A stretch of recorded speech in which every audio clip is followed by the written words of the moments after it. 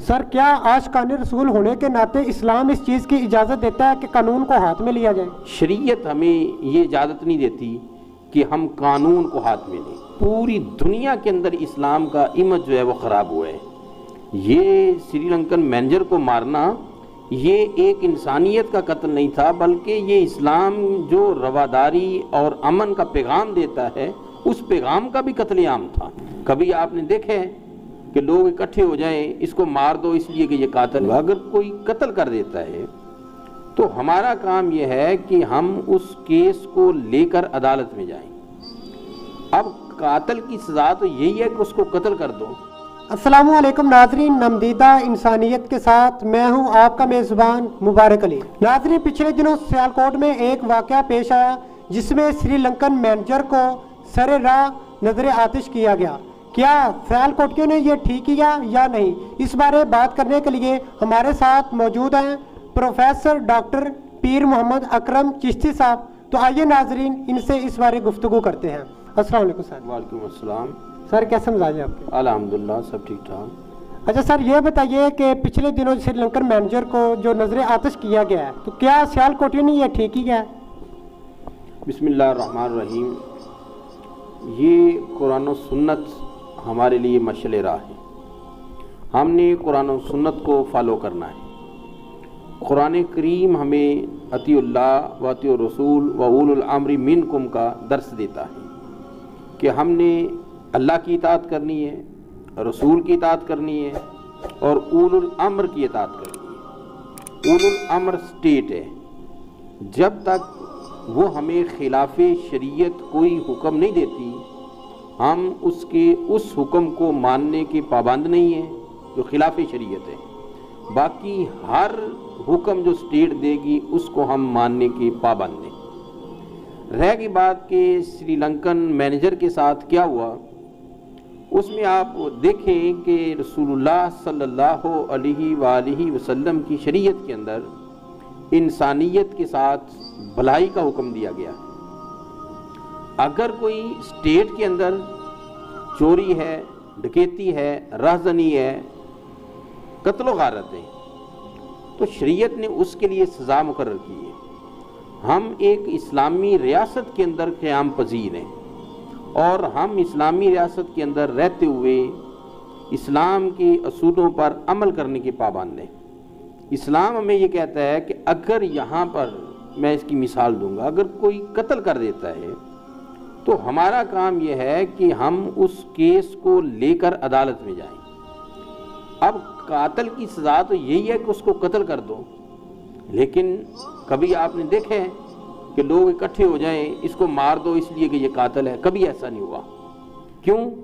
وہاں ہم یہ سمجھتے ہیں کہ اسٹیٹ کا کام ہے کہ ہم یہ عدالت میں لے کر جائیں، عدالت جو ہے اس پہ مقدمہ چلائے اور پھر عدالت اس کو سزا دے۔ یہ عدالت کا کام ہے، یہ انتظامیہ کا کام ہے، یہ عوام کا کام نہیں ہے کہ کسی انسان کو قتل کر دینا۔ اب رہی یہ بات کہ وہاں اس نے گستاخی کی ہے یا نہیں کی، یہ ایک الگ میٹر ہے، لیکن اگر اس نے گستاخی کی ہو پھر بھی شریعت ہمیں یہ اجازت نہیں دیتی کہ ہم قانون کو ہاتھ میں لیں، بلکہ ہم پابند ہیں کہ ہم اس مقدمے کو لے کر عدالت میں جائیں۔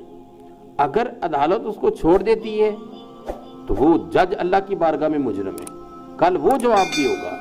اور اگر عدالت سزا سنا دیتی ہے، اسٹیٹ اس کو سزا نہیں دیتی تو عدالت اللہ کی بارگاہ میں مجرم ہے۔ لیکن شریعت کسی جگہ پر ہمیں قانون کو ہاتھ میں لینے کی اجازت نہیں دیتی، اور یہ جو ہماری فقہ حنفی ہے وہ بھی ہمیں اجازت نہیں دیتی، شریعت بھی اجازت نہیں دیتی، فقہ حنفی بھی اجازت نہیں دیتی کہ ہم کسی آدمی کو خود قتل کر دیں۔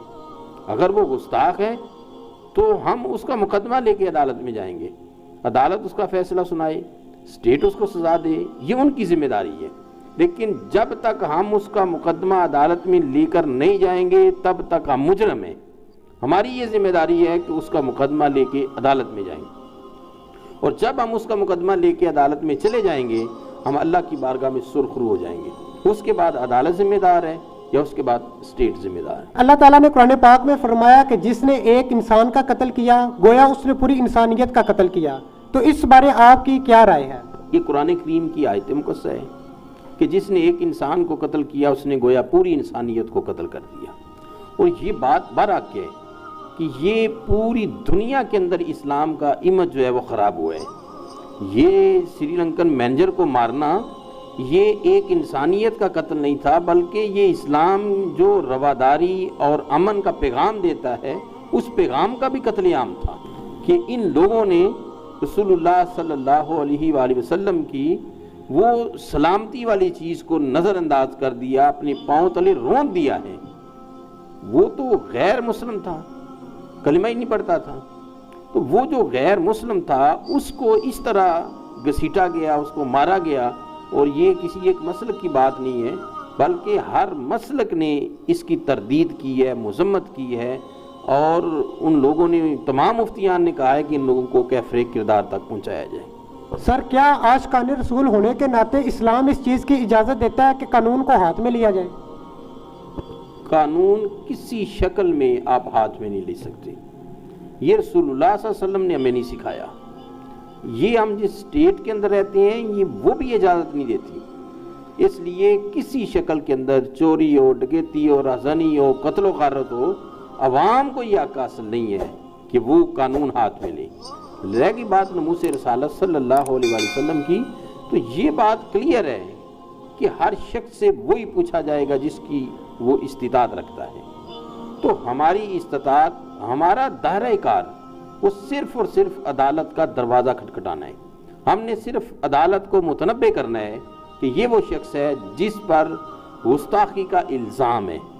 ثابت تو عدالت میں ہوگا کہ اس نے گستاخی کی ہے یا نہیں کی، لیکن ہم کسی کو بھی قانون ہاتھ میں لے کر سزا دینے کی کسی شکل میں، نہ شریعت میں، نہ اسٹیٹ میں، نہ ہماری فقہ کے اندر، نہ ہمارے مسلک کے اندر کہیں بھی اس کی گنجائش نہیں ہے. سر، پچھلے دنوں گورنمنٹ آف پاکستان نے ملک عدنان کو اس سری لنکن مینیجر کی جان بچانے پر ایوارڈ سے نوازا. تو آپ کی کیا رائے ہے کہ گورنمنٹ نے یہ جو فیصلہ کیا ہے یہ ٹھیک ہی ہے؟